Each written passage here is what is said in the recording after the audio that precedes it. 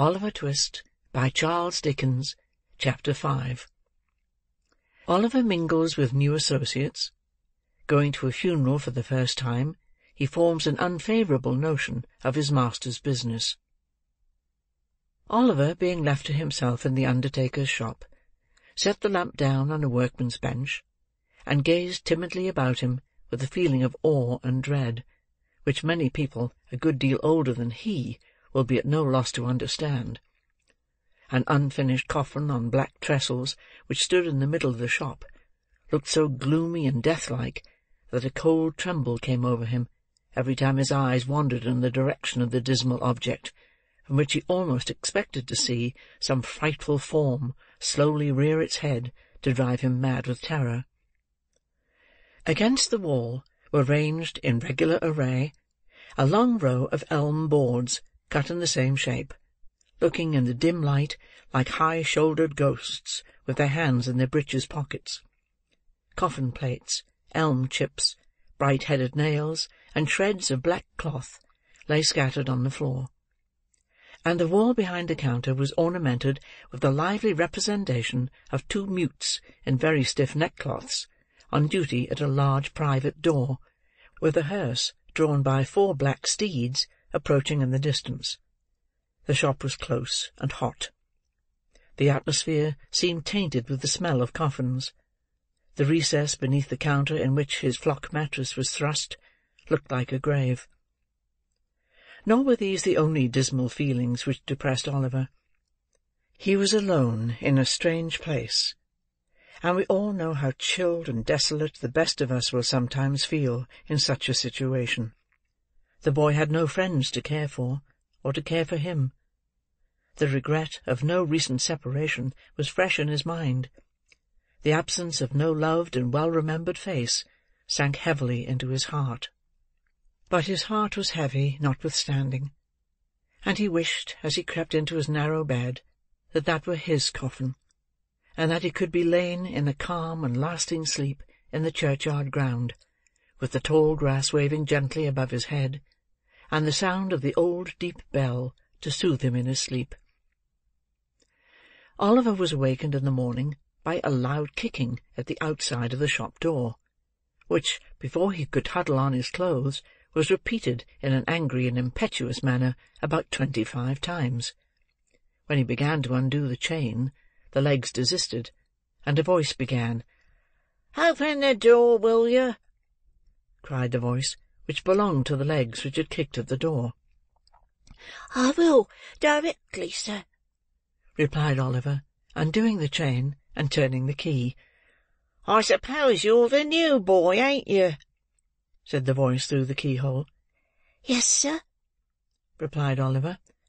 "How old are you?" inquired the voice. 10, sir," replied Oliver. "Then I'll whop you when I get in," said the voice. "You just see if I don't. That's all my worker's brat." And having made this obliging promise, the voice began to whistle.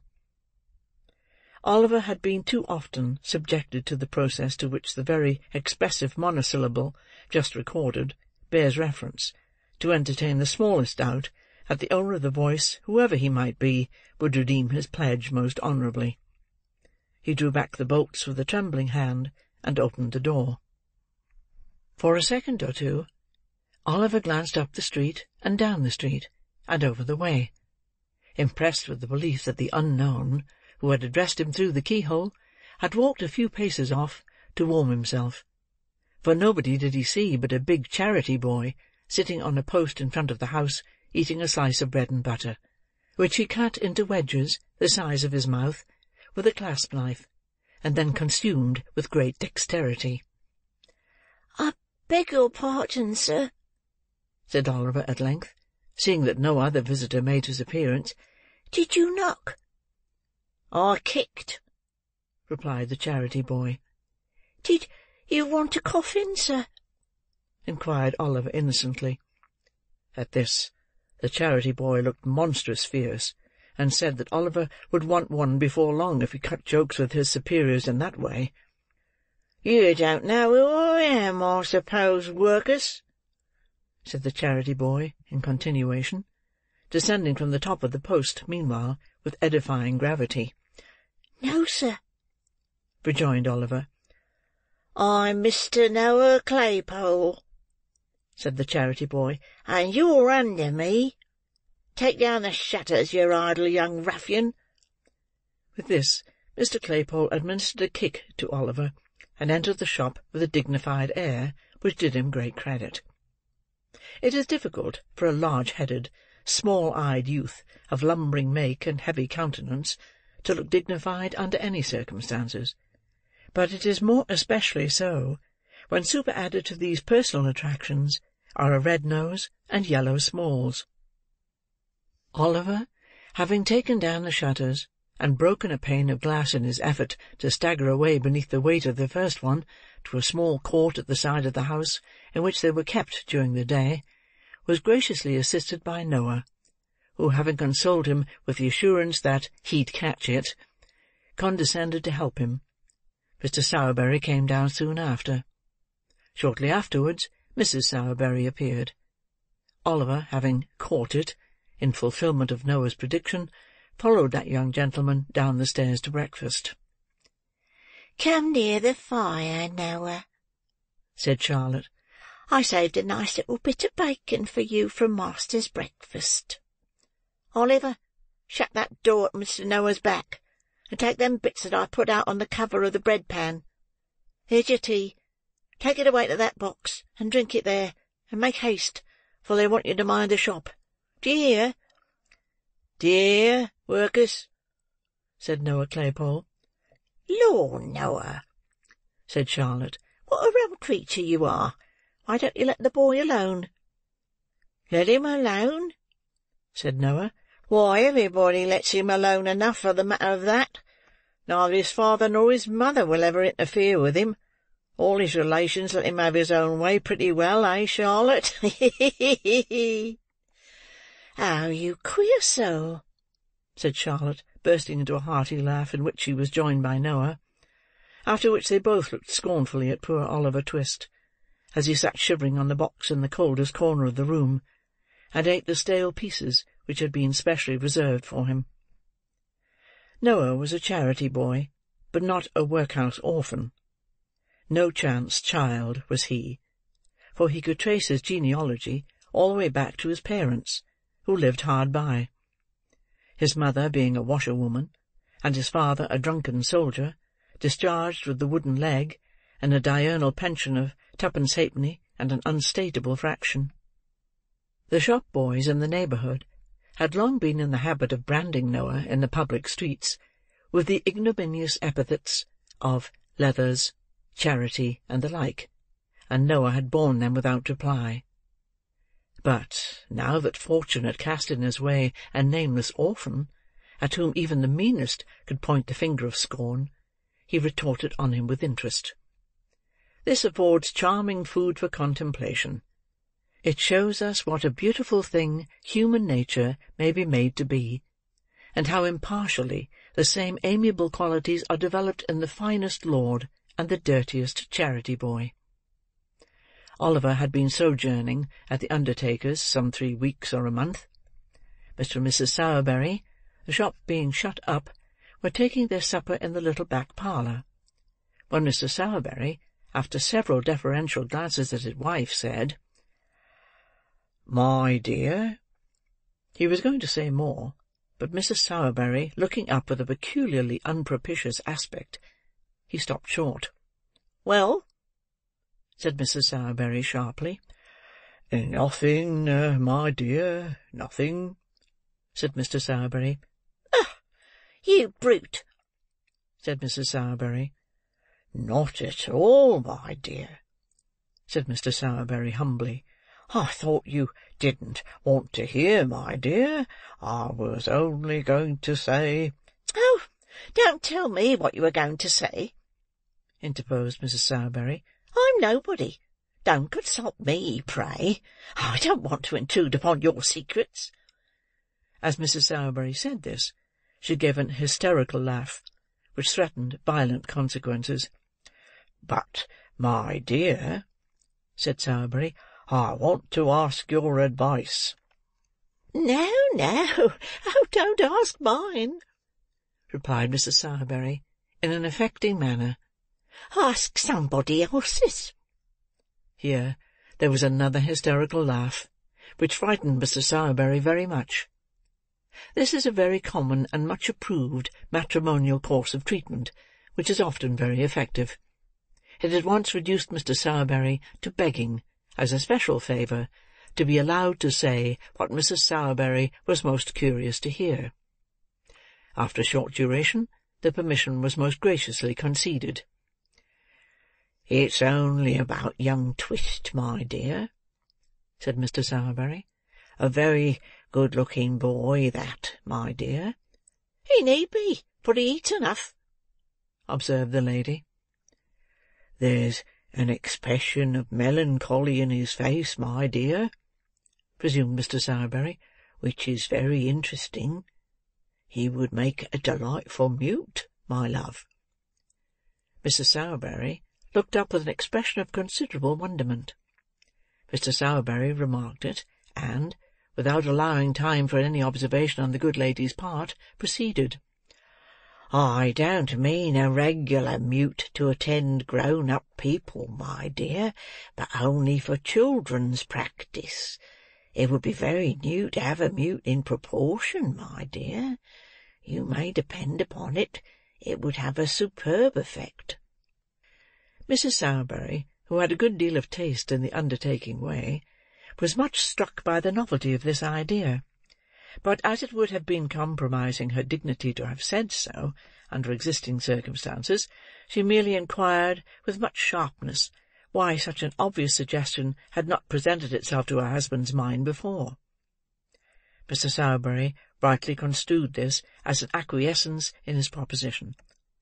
It was speedily determined, therefore, that Oliver should be at once initiated into the mysteries of the trade, and, with this view, that he should accompany his master on the very next occasion of his services being required.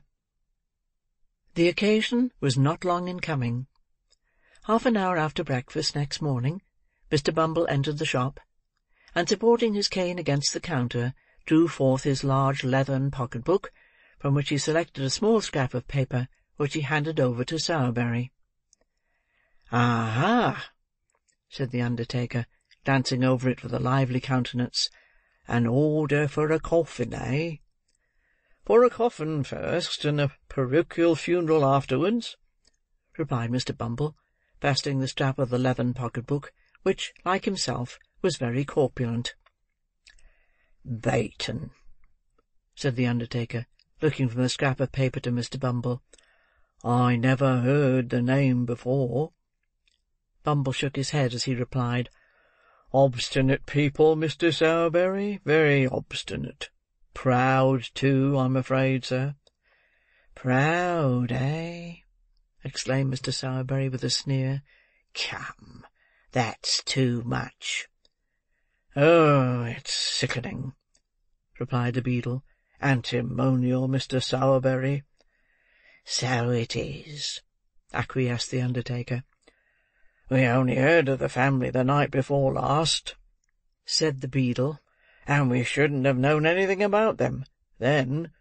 Only a woman who lodges in the same house made an application to the parochial committee for them to send the parochial surgeon to see a woman as was very bad. He had gone out to dinner, but his prentice, which is a very clever lad, sent him some medicine in a blacking bottle, off-hand." "Ah, there's promptness," said the undertaker. "Promptness, indeed," replied the beadle. "But what's the consequence? What's the ungrateful behaviour of these rebels, sir? Why, the husband sends back word that the medicine won't suit his wife's complaint, and so she shan't take it. Says she shan't take it, sir. Good, strong, wholesome medicine, as was given with great success to 2 Irish labourers and a coal heaver only a week before. Sent him for nothing, with a blacking bottle in, and he sent back word that she shan't take it, sir." As the atrocity presented itself to Mr. Bumble's mind in full force, he struck the counter sharply with his cane, and became flushed with indignation.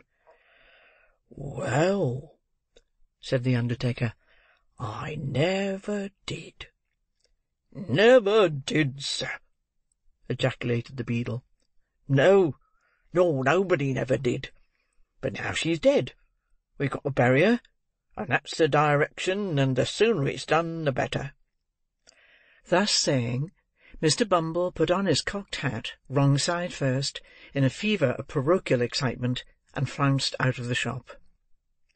"Why, he was so angry, Oliver, that he forgot even to ask after you," said Mr. Sowerberry, looking after the beadle as he strode down the street.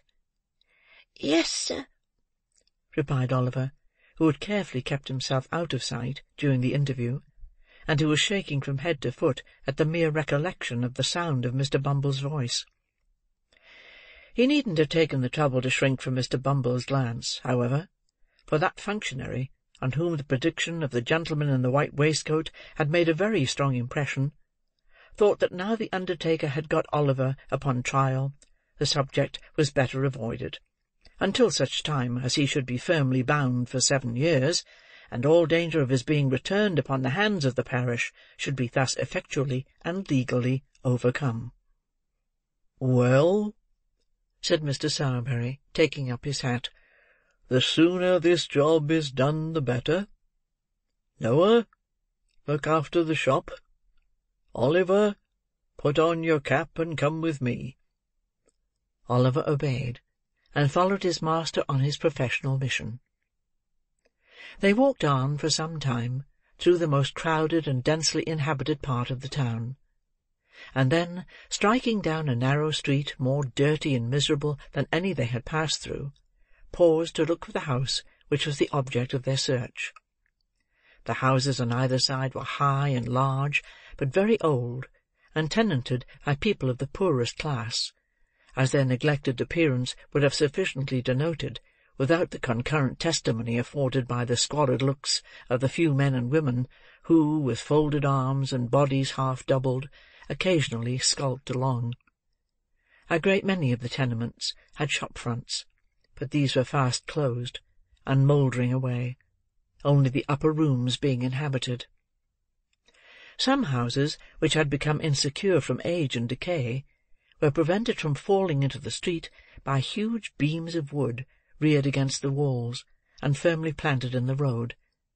But even these crazy dens seemed to have been selected as the nightly haunts of some houseless wretches, for many of the rough boards which supplied the place of door and window were wrenched from their positions, to afford an aperture wide enough for the passage of a human body. The kennel was stagnant and filthy. The very rats, which here and there lay putrefying in its rottenness, were hideous with famine. There was neither knocker nor bell-handle at the open door where Oliver and his master stopped. So, groping his way cautiously through the dark passage, and bidding Oliver keep close to him and not to be afraid, the undertaker mounted to the top of the first flight of stairs. Stumbling against the door on the landing, he rapped at it with his knuckles. It was opened by a young girl of 13 or 14. The undertaker at once saw enough of what the room contained to know it was the apartment to which he had been directed. He stepped in. Oliver followed him. There was no fire in the room, but a man was crouching mechanically over the empty stove. An old woman, too, had drawn a low stool to the cold hearth, and was sitting beside him. There were some ragged children in another corner, and in a small recess opposite the door there lay upon the ground something covered with an old blanket. Oliver shuddered as he cast his eyes toward the place, and crept involuntarily closer to his master, for though it was covered up, the boy felt that it was a corpse. The man's face was thin and very pale, his hair and beard were grisly, his eyes were bloodshot. The old woman's face was wrinkled. Her 2 remaining teeth protruded over her underlip, and her eyes were bright and piercing. Oliver was afraid to look at either her or the man. They seemed so like the rats he had seen outside. "Nobody shall go near her," said the man, starting fiercely up as the undertaker approached the recess. "Keep back, damn you! Keep back, if you've a life to lose." "Nonsense, my good man," said the undertaker, who was pretty well used to misery in all its shapes. "Nonsense." "I tell you," said the man, clenching his hands and stamping furiously on the floor, "I tell you, I won't have her put into the ground. She couldn't rest there. The worms would worry her, and not eat her, she's so worn away." The undertaker offered no reply to this raving, but producing a tape from his pocket, knelt down for a moment by the side of the body. "Ah!" said the man, bursting into tears, and sinking on his knees at the feet of the dead woman. "Kneel down, kneel down, kneel round her, every one of you, and mark my words. I say she was starved to death. I never knew how bad she was, till the fever came upon her, and then her bones were starting through the skin. There was neither fire nor candle. She died in the dark, in the dark. She couldn't even see her children's faces, though we heard her gasping out their names. I begged for her in the streets. They sent me to prison. When I came back, she was dying, and all the blood in my heart has dried up, for they starved her to death. I swear it before the God that saw it. They starved her." He twined his hands in his hair, and, with a loud scream, rolled grovelling upon the floor, his eyes fixed, and the foam covering his lips. The terrified children cried bitterly, but the old woman, who had hitherto remained as quiet as if she had been wholly deaf to all that passed, menaced them into silence. Having unloosened the cravat of the man who still remained extended on the ground, she tottered towards the undertaker. "She was my daughter," said the old woman, nodding her head in the direction of the corpse, and speaking with an idiotic leer, more ghastly than even the presence of death in such a place. "Lord, Lord, well, it is strange that I, who gave birth to her, and was a woman then, should be alive and merry now, and she lying there so cold and stiff. Lord, Lord, to think of it! It's as good as a play, as good as a play." As the wretched creature mumbled and chuckled in her hideous merriment, the undertaker turned to go away. "Stop, stop," said the old woman in a loud whisper.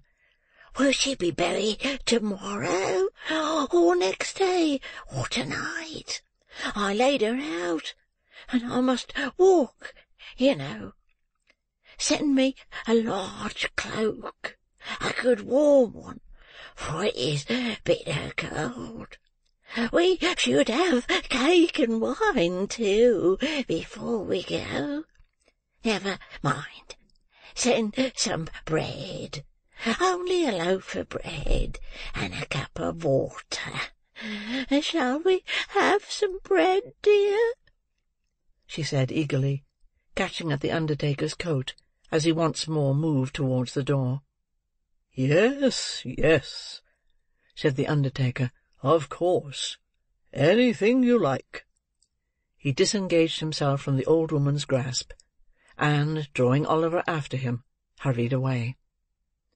The next day, the family having been meanwhile relieved with a half-quartern loaf and a piece of cheese left with them by Mr. Bumble himself, Oliver and his master returned to the miserable abode, where Mr. Bumble had already arrived, accompanied by 4 men from the workhouse, who were to act as bearers. An old black cloak had been thrown over the rags of the old woman and the man, and the bare coffin, having been screwed down, was hoisted on the shoulders of the bearers and carried into the street. "Now, you must put your best leg foremost, old lady," whispered Sowerberry in the old woman's ear. "We're rather late, and it won't do to keep the clergyman waiting. Move on, my men, as quick as you like." Thus directed, the bearers trotted on under their light burden, and the two mourners kept as near them as they could. Mr. Bumble and Sowerberry walked at a good smart pace in front, and Oliver, whose legs were not so long as his master's, ran by the side. There was not so great a necessity for hurrying, as Mr. Sowerberry had anticipated, however, for when they reached the obscure corner of the churchyard in which the nettles grew, and where the parish graves were made, the clergyman had not arrived, and the clerk, who was sitting by the vestry-room fire, seemed to think it by no means improbable that it might be an hour or so before he came. So they put the bier on the brink of the grave, and the two mourners waited patiently in the damp clay, with the cold rain drizzling down, while the ragged boys whom the spectacle had attracted into the churchyard played a noisy game at hide-and-seek among the tombstones, or varied their amusements by jumping backwards and forwards over the coffin. Mr. Sowerberry and Mr. Bumble, being personal friends of the clerk, sat by the fire with him and read the paper. At length, after a lapse of something more than an hour, Mr. Bumble and Sowerberry and the clerk were seen running towards the grave. Immediately afterwards, the clergyman appeared, putting on his surplice as he came along. Mr. Bumble then thrashed a boy or two to keep up appearances, and the reverend gentleman, having read as much of the burial service as could be compressed into 4 minutes, gave his surplice to the clerk, and walked away again. "Now, Bill," said Sowerberry to the gravedigger, "fill up." It was no very difficult task, for the grave was so full that the uppermost coffin was within a few feet of the surface. The gravedigger shovelled in the earth, stamped it loosely down with his feet, shouldered his spade, and walked off, followed by the boys, who murmured very loud complaints at the fun being over so soon. "Come, my good fellow," said Bumble, tapping the man on the back. "They want to shut up the yard." The man, who had never once moved since he had taken his station by the graveside, started, raised his head, stared at the person who had addressed him, walked forward for a few paces, and fell down in a swoon.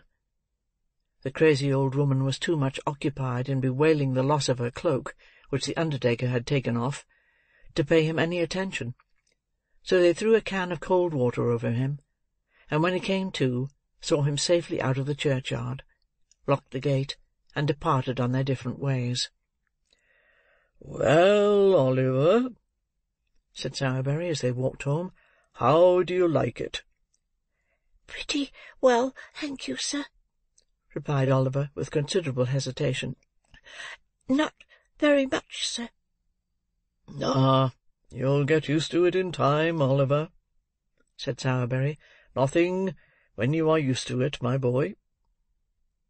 Oliver wondered, in his own mind, whether it had taken a very long time to get Mr. Sowerberry used to it, but he thought it better not to ask the question, and walked back to the shop, thinking over all he had seen and heard. End of Chapter 5.